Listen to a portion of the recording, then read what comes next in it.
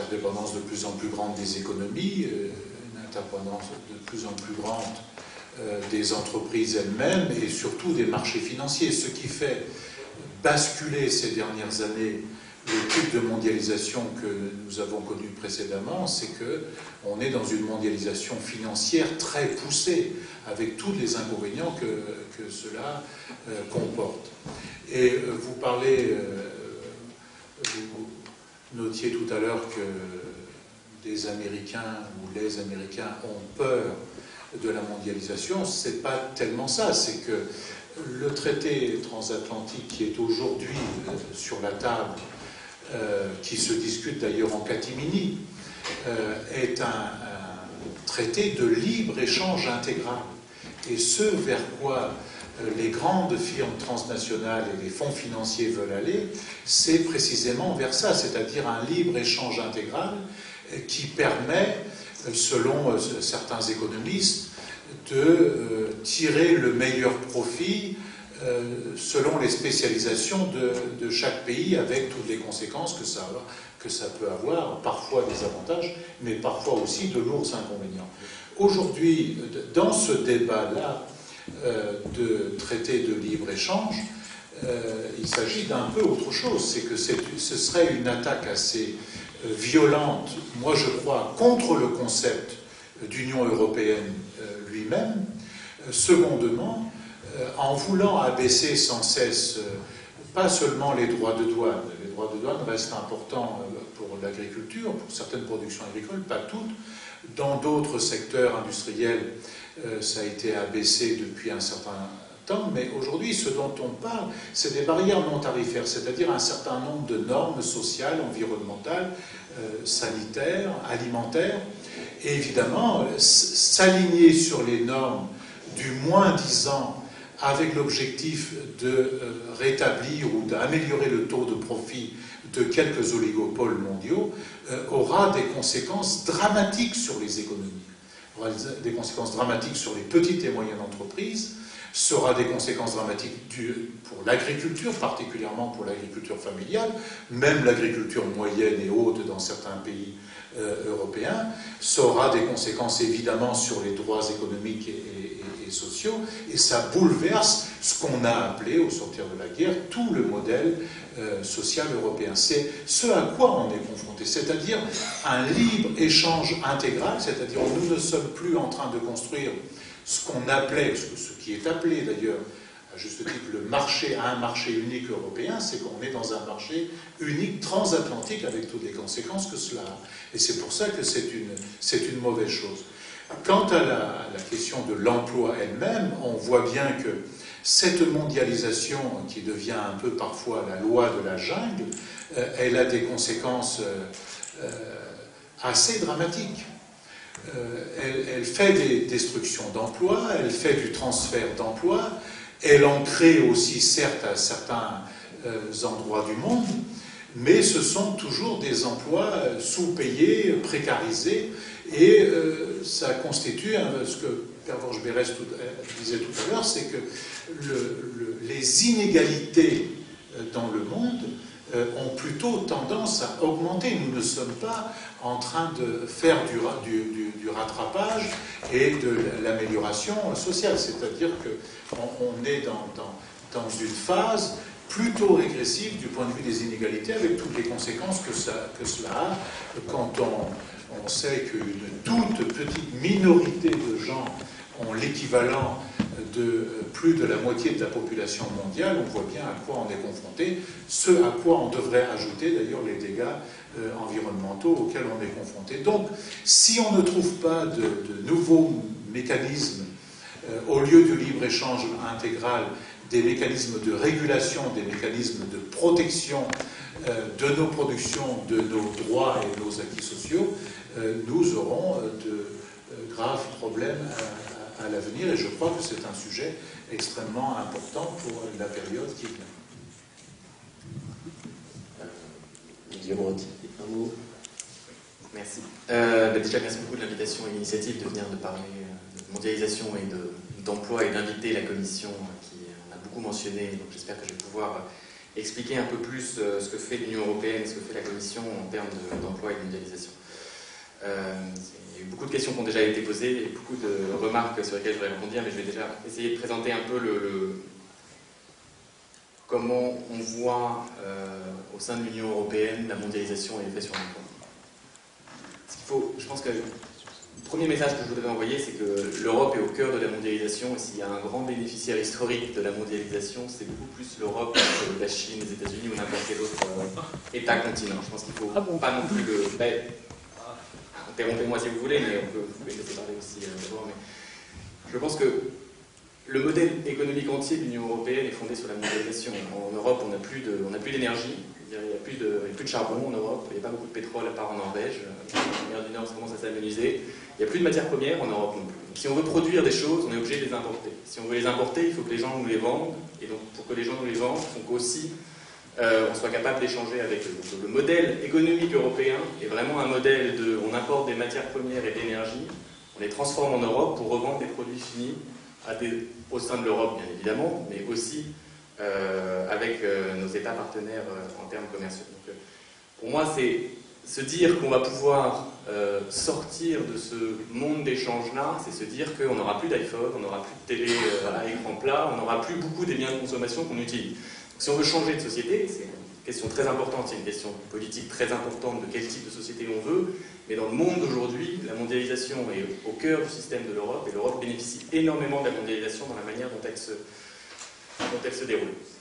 L'autre point que je veux mentionner, c'est que la mondialisation, par ce système, on estime qu'elle crée beaucoup d'emplois, et elle en détruit beaucoup aussi.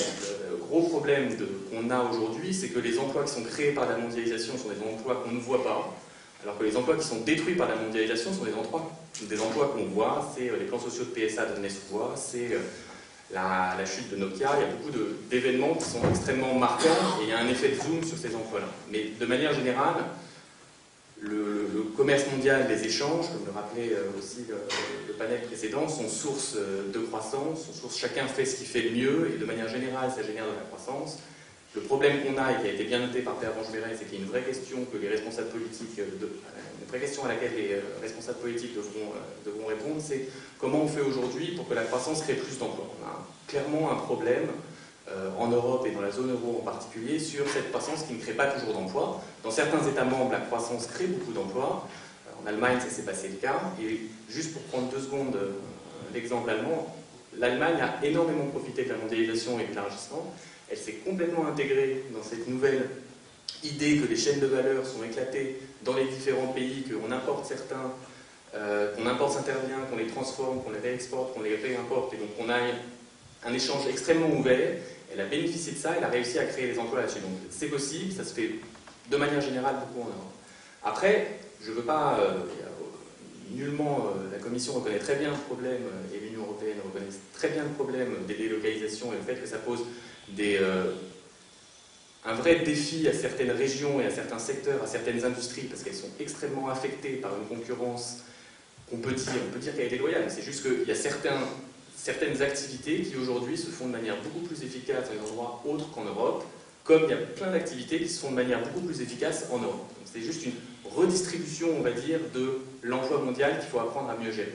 Et on a mentionné le rôle du Fonds européen d'ajustement à la mondialisation. C'est exactement l'idée, c'est que quand il y a une industrie qui souffre de la concurrence internationale, eh ben, on peut essayer de former les gens qui n'ont plus de travail et dont le job a été délocalisé pour qu'ils en retrouvent un en Europe. Donc là-dessus, voilà, il y a des secteurs qui sont gagnants, il y a des secteurs qui sont perdants. Et après, je pense qu'il faut aussi bien penser que tout ça évolue très vite. Il y a des secteurs aujourd'hui en Europe qui ne sont plus compétitifs. Il y a la métallurgie, il y a le textile. Je ne sais pas, mais je pense qu'il faut être visionnaire pour se dire que si dans 20 ans, ces mêmes secteurs ne vont pas redevenir compétitifs en Europe. Voilà, il y a beaucoup de travaux qui sont faits aujourd'hui sur les textiles intelligents. Ça se trouve, on va trouver en Europe un bon mix pour être de nouveau à la pointe sur les textiles. Pareil, qui aurait pu imaginer qu'aux États-Unis, la révolution du gaz de schiste allait créer des millions d'emplois. Après, je ne parle pas du tout de la partie environnementale, mais à un moment aux États-Unis, toute cette industrie était complètement morte, et là, l'extraction minière et le pétrole est redevenue créatrice d'emplois. Et donc, pour finir, ce que je voudrais mentionner aussi, c'est que le rôle de l'Union européenne, c'est vraiment d'essayer de changer cette approche d'avoir peur de la mondialisation et de toujours voir la mondialisation comme quelque chose dont il faut se protéger. Là, en Europe, la plupart des pays voient la mondialisation comme une opportunité. Il ne faut pas toujours avoir la vision que c'est quelque chose dont ils vont se protéger, qui va forcément être négatif, que la concurrence chinoise va forcément nous mettre tous au chômage. Ça offre beaucoup d'opportunités, ça offre plus de marchés, comme je le disais, ça offre plus de croissance. Et il faut savoir saisir ces opportunités. Donc la Commission a proposé sa stratégie de compétitivité qui est Europe 2020. La clé pour pouvoir saisir ces opportunités, c'est d'être plus compétitif. Et je pense que ça, c'est un point, je vais rebondir sur quelque chose que disait Sofia Fernandez. S'il y a des situations aussi différentes dans les États membres en termes de chômage, de croissance, choses comme ça, c'est aussi et surtout une question de compétitivité de chaque économie et de comment cette économie s'est adaptée pour pouvoir s'intégrer dans la mondialisation. Après, on pourra parler, je suis sûr qu'il y aura des questions sur la politique commerciale concrète, donc quelles sont les propositions d'accords de libre-échange que la Commission fait pour l'Union européenne et comment ça fonctionne.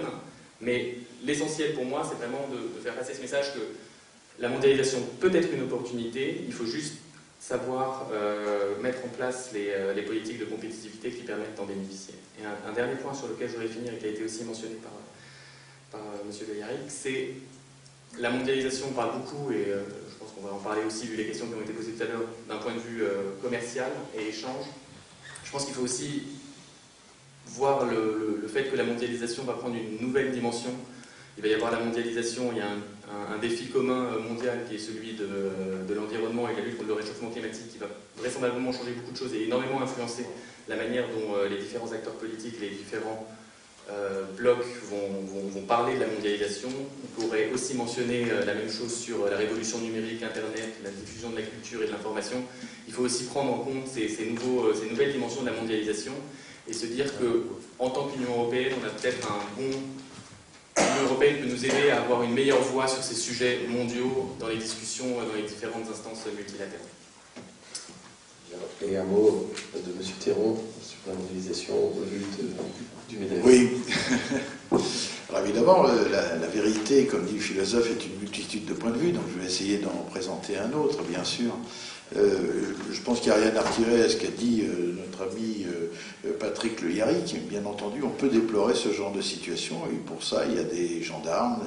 On a parlé tout à l'heure de taxation sur les opérations financières, et pour l'instant, on évalue environ à 20 000 milliards de dollars les fonds qui sont dans les paradis fiscaux.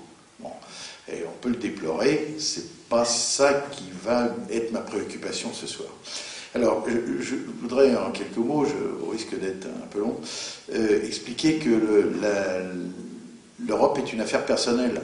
Moi, je suis né juste après la Deuxième Guerre mondiale, il y a un moment que je suis là, comme les autres. Et quand on était gamin, c'est ce dont on parlait. Et quand on allait voir la documentation française, c'était pour connaître la future Europe. Quand en 1957, on a signé le traité de Rome, j'étais là. Hein, j'avais 12 ans. Donc j'ai bien vu ce qui se passait à ce moment-là, j'ai vu arriver le général de Gaulle, j'ai vu beaucoup de choses. J'ai eu la chance d'être stationné dans les troupes d'occupation française à Berlin pendant 2 ans, et j'ai vécu avec les Allemands. J'ai appris l'allemand, j'ai vécu en ville, puisque j'étais sous-officier dans les Panzers. Et puis j'ai eu la chance par la suite de créer une entreprise que j'ai conduite au 4e rang français avec une très très belle équipe, que j'ai fait rentrer dans le premier groupe européen de l'enseigne lumineuse, dont le leader était allemand, mais on a travaillé aussi avec les Anglais, on a travaillé aussi avec les Italiens, les Espagnols, puisqu'il y a déjà très longtemps que l'économie a fait l'Europe. Dans les années 70, quand vous alliez voir Total à Amsterdam, qui n'est pas une entreprise française comme le croient les Français, eh bien le directeur des achats vous dit ce que vous êtes capable de fabriquer, d'installer et de maintenir sur toute la plateforme européenne. Alors on a répondu oui, on est même allé jusqu'à Moscou. Voilà un petit peu des raisons. Alors aujourd'hui, cette aventure quitté cette aventure, et depuis une vingtaine d'années, j'aide les PME à se repositionner dans le circuit économique. Vous avez entendu la périphrase, se repositionner dans le circuit économique, parce que ce qu'on vous évoque, les grosses fermetures avec le peuple vaincra, et qui ont, Dieu merci, les grandes entreprises sont dotées de syndicats, eh bien c'est une infime minorité. Ça ne représente que 2,5 des licenciements en France. Le reste, c'est des PME qui ferment tous les jours parce qu'il y a un petit Coréen qui s'est réveillé de l'autre côté de la Terre ou parce que les conditions françaises ne sont pas suffisantes. Donc on est en plein dans la mondialisation. Donc on aide ces PME à se repositionner sur le circuit, autant vous dire que c'est un sport. Voilà, vous avez saisi. Alors, moi je dirais quels étaient les vœux des pères fondateurs, là, les 7. Hein, je ne les reciterai pas, mais tout le monde connaît Jean Monnet, Robert Schuman, Henri Spaak, et puis Konrad Adenauer. Puis il y a tous les autres, il y a les Italiens. Que voulait-il? Il voulait la paix entre les peuples et il voulait le développement économique dans une zone protégée. Qu'est-ce que nous avons aujourd'hui? 70 ans de paix. Quelle est la génération qui a connu ça au cours des 2 derniers millénaires? Aucune. La progression, un environnement de développement, nous avons multiplié notre niveau de vie par 5 depuis la Deuxième Guerre mondiale. Ah, ok, il y a des moments difficiles, bien sûr. Le produit intérieur brut de l'Union européenne, c'est 16 634 milliards de dollars. C'est 30% supérieur à ce que sortent les États-Unis. Ah, évidemment, nous, on est 500 millions, eux, ils sont que 300 millions. Donc, autre raison. Tout à l'heure, notre ami a dit c'est une opportunité. Mais heureusement qu'on a la mondialisation. La France est un des plus gros exportateurs du monde. Nous exportons actuellement 23% de notre production intérieure. Pendant très longtemps, nous étions à 25%, et maintenant, nous ne sommes plus qu'à 23%. Mais l'Europe entière n'exporte que 10% au grand export. Les Américains, que 10% de leur production. Même les Japonais n'exportent que 10%. Nous sommes un des rares pays dans le monde, avec l'Allemagne, à exporter une part colossale de notre production. Donc, nous n'allons pas fermer les frontières. Alors, je voudrais venir vers l'intérieur. Qui dit mondialisation, dit concurrence. Donc, c'est une problématique stratégique pour nos pays comme pour nos entreprises. Et quand je vous parle de repositionnement des PME, c'est parce que nous aidons les entreprises à se repositionner stratégiquement. C'est-à-dire trouver des produits nouveaux, ou des cibles nouvelles, ou des présentations nouvelles, développer des stratégies qui leur permettent de se repositionner. Alors, Dieu merci, nos pays, et là je vais revenir en France, notre peuple a largement les moyens de se payer tout ce que produit le reste du monde. D'ailleurs, vous devez peut-être vous interroger comment se fait-il que le gouvernement socialiste, depuis 2 ans et demi, n'a pas augmenté le SMIC, hein, parce que celui qui l'a augmenté la dernière fois, c'était Sarko, de 15%. Pourquoi? Parce qu'on sait très bien que dès qu'on augmente le SMIC, je sais, c'est un peu iconoclaste et ça va choquer. Quand vous augmentez le SMIC, la balance extérieure de la France s'effondre parce qu'on va acheter des produits chinois. Vous comprenez ça? Donc, nous avons les moyens d'acheter ces produits à l'étranger, qui, je vous le rappelle, un produit chinois qui part de Shenzhen à 1 euro, arrive ici et coûte 6 euros. Donc, ce n'est pas les Chinois qui viennent manger notre pain. C'est qu'entre les deux, il y a du transport, il y a de l'assurance. Et il n'y a pas que des Chinois dans le transport et dans l'assurance. Regardez, il faut donner les choses. Le problème, c'est la cohabitation des 3 statuts. Nous avons, nous tous, ici, 3 statuts. Nous vivons dans 3 statuts. Nous sommes salariés, nous sommes consommateurs et nous sommes citoyens. Comme salariés, on souhaite des augmentations de salaire. Et évidemment, on croit le coût du travail. Je vous rappelle que depuis le début du siècle, la France a augmenté ses salaires en moyenne de 40%. L'an dernier, la crise, 1,72 alors que l'inflation est de 0,7, pendant que les Allemands, eux, ne l'augmentaient que de 20%. J'ai pas dit qu'il ne faut pas augmenter les salaires, singulièrement les bas salaires actuellement. Mais regardez la croissance de revenus que ça représente. Et évidemment, pas pour tout le monde, pas pour le SMICard. On a compris pourquoi. Eh bien, ce salarié qui veut gagner de plus en plus, il achète quoi? Des produits low cost. Des produits low cost qui, en partie, sont fabriqués à l'autre bout de l'Europe, parce que la Chine, elle est à côté de chez nous. Hein, la Bulgarie, la Roumanie, tout ça, sont des pays qui produisent à des coûts très bas. Donc, le salarié qui veut gagner de plus en plus se précipite dans les magasins où il paye de moins en moins. Et évidemment, on paye de moins en moins avec des procédures dans lesquelles il y a de moins en moins de salaire. Et, citoyens, difficile de faire cohabiter les réformes que imposerait la révolution écologique dont il a été fait allusion fort justement à ma gauche. Donc c'est ça qui est difficile. Ce qui fait qu'aujourd'hui, dans nos pays, singulièrement dans le nôtre, nous ne pouvons abriter pratiquement que des activités à haute valeur ajoutée. Voilà la problématique. Des activités à haute valeur ajoutée, c'est-à-dire où nous avons un quasi-monopole technologique, commercial, culturel. Et oui, l'exception culturelle française, c'est un truc que tout le monde discute, c'est vrai, ça rapporte beaucoup, ça coûte très cher, mais ça rapporte aussi beaucoup. Donc ce sont des choses qui sont très importantes. Et évidemment, la conséquence de tout ça, vous ne le levez pas, hein, c'est qu'en France, il n'y a pas 3 437 700 chômeurs, c'est-à-dire près de 11%, mais il y en a 9 millions. Il y a 9 millions de personnes qui sont soutenues à domicile. Les 3 400 000 dont je viens de parler, 4 millions de RSA et 2 500 000 de pré-retraités, qui sont donc soutenus par la collectivité. Le problème de la France actuellement, c'est le taux d'activité.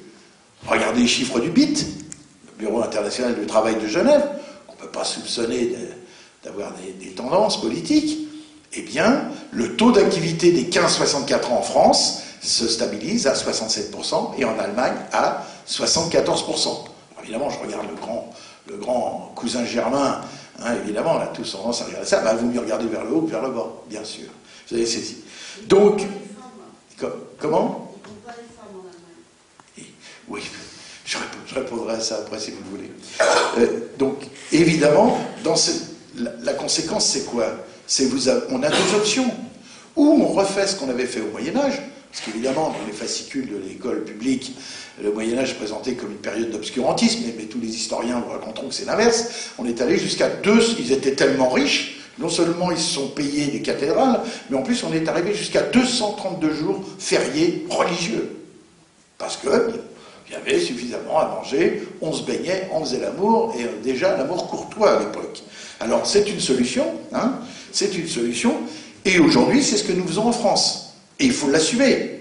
C'est le budget social qui est un des deux piliers de la démocratie française. 550 milliards d'euros sur une production intérieure brute de 2050. Voilà, c'est un coût. Mais évidemment, ces gens-là restent chez eux parce que si un père qui ne peut pas donner à manger ses enfants, eh bien, il tue. Donc il faut tenir compte de ces choses-là. Alors ça, c'est une première chose. Et évidemment, avec cette montée de personnes sans activité, vous faites ce qu'on appelle un lissage des revenus. C'est-à-dire, globalement, vous baissez le revenu moyen. Parce que vous avez des gens qui gagnent beaucoup d'argent, parce qu'il faut les fidéliser dans nos entreprises, parce que sans ça, ils s'en vont. Hein. Et puis, il y a d'autres qui n'ont pas de travail, et qui, évidemment, sont dans les minima sociaux. Vous faites la moyenne, ça devient acceptable pour le pays. C'est cynique, ce que je suis en train de vous dire, mais c'est la réalité. Je n'ai pas de parti, moi. Mon parti, c'est l'entreprise. Ou alors, vous faites comme vient de le dire Mario Draghi, c'est-à-dire, je suis prêt à acheter les actifs. C'est-à-dire faire comme la Federal Reserve Bank américaine, qui est dirigée par Janet Yellen, hein, la femme la plus puissante du monde, c'est-à-dire, vous faites ce qu'on appelle du quantitative easing. C'est-à-dire, je vous achète tous les actifs. Alors, les actifs, vous savez ce que c'est? Les actifs, en réalité, ce sont des dettes. Hein. Donc, je vous achète les dettes à n'importe quel prix, quitte à, plus tard, quand on sera, tout à l'heure, ça a été cité, quand on descendra à 7% de chômage, faire ce qu'on appelle le tapering, c'est-à-dire arrêter petit à petit d'acheter des actifs.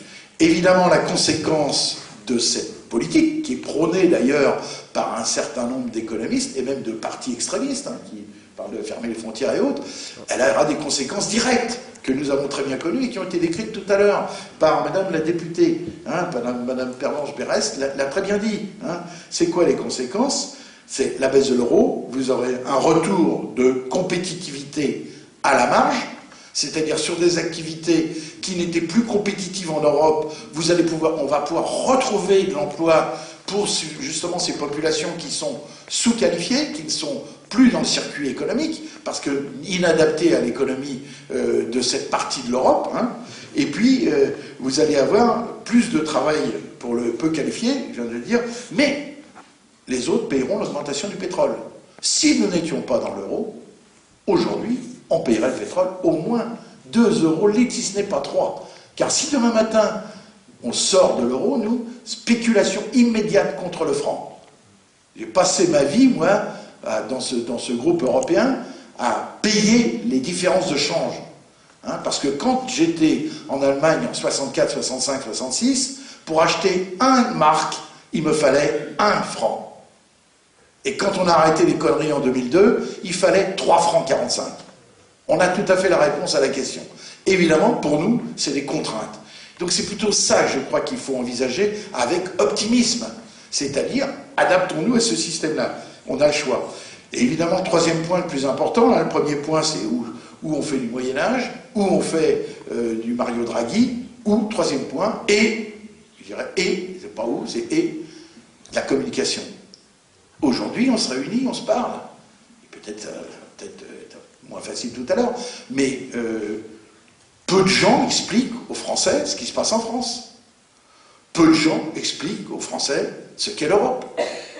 Bien sûr, on est là, heureusement, on a des parlementaires, on a des représentants qui nous en parlent, mais qui sont sur la défensive. Nom de Dieu, l'Europe, c'est notre puissance.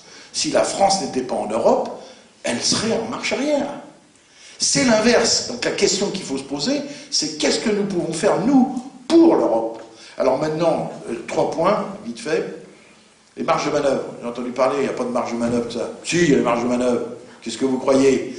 Quand François est arrivé, quand il est arrivé, il y avait 1850 milliards d'euros de dette. Aujourd'hui, il y en a 1952.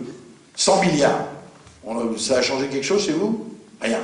La France peut encore se payer au moins 200 à 300 milliards de dettes. Il peut taper. Pourquoi? Parce que nous empruntons entre 7 et 8 milliards par semaine au taux de à peine 2%. 2%. Oui, 7 à 9 milliards, ça dépend des semaines. Ça n'est 2%. Vous vous rendez compte? Et pourquoi le monde entier, l'Europe, tout ça, Angela, machin, c'est sympa Berlin. Mais ce qui compte, c'est le marché international.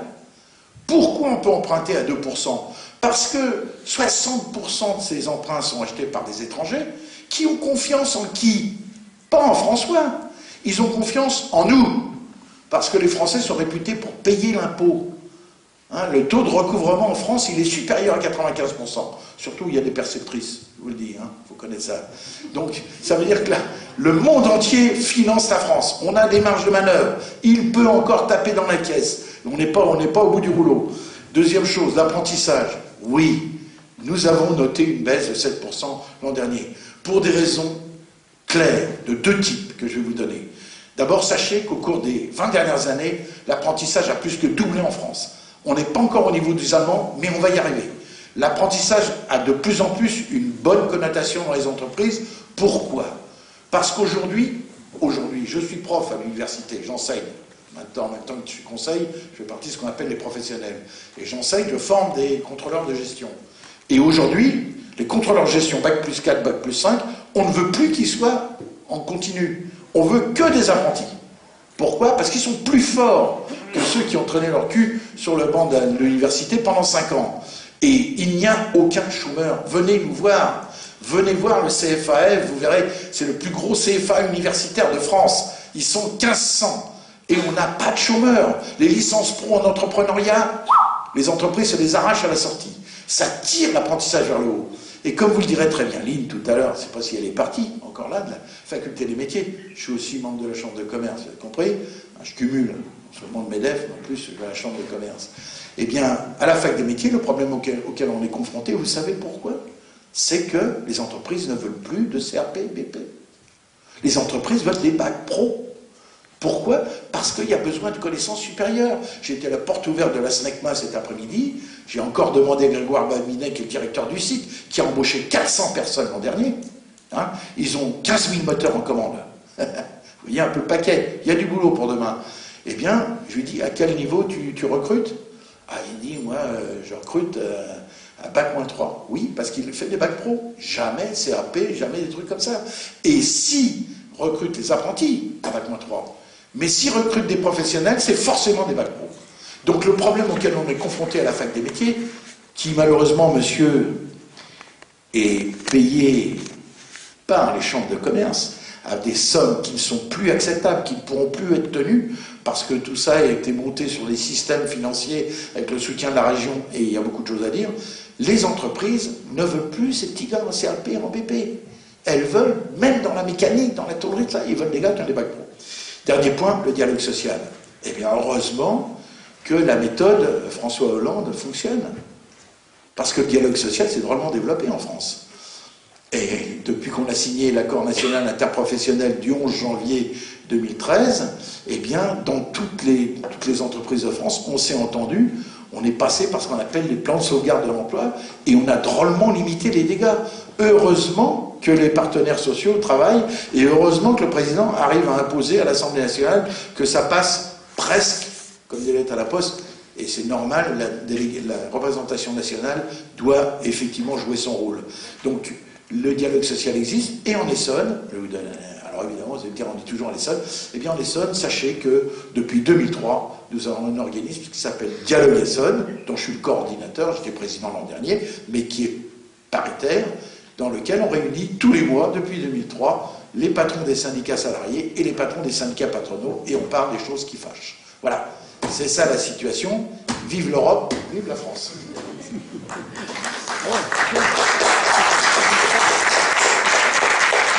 On va prendre des questions. Alors, monsieur, parce que je n'avais pas pu poser la question lors du premier round. Monsieur.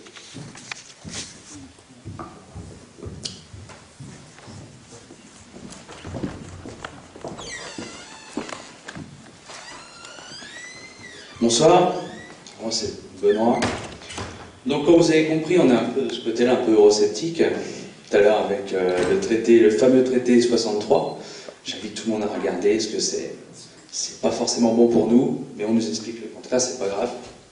Alors, moi je voudrais juste revenir, là où on va être d'accord, je pense, Monsieur Théron, on va être d'accord, c'est par rapport à l'IFA. L'IFA, la faculté des métiers, j'ai fait apprentissage, Madame Bentley, c'était ma prof d'anglais, donc je suis un pro-défenseur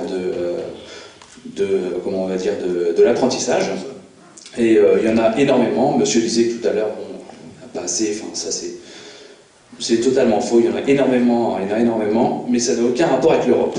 C'est pas l'Europe qui finance, c'est franco-français, et c'est très très bien comme ça.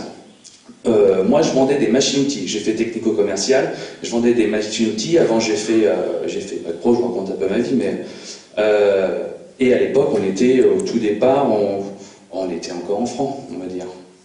Ensuite, je vendais des machines-outils, j'étais tourné à fraiseur, et l'euro est arrivé. Alors je vais pas donner je vais pas aller dans le sens de l'euro. L'euro est arrivé, j'étais dans l'industrie. J'ai commencé à vendre des machines. L'euro est arrivé, on a vu énormément, je l'ai vu de mes yeux vus, hein. C'est pour ça que je suis devenu un peu eurosceptique, des sociétés fermées. Qu'est-ce que c'est? Comment est-ce possible? 75% de mon fichier client, vous savez ce que c'est qu'un fichier client, était mort. Mort. Et on m'expliquait, ah bah oui, mais c'est parti en Pologne.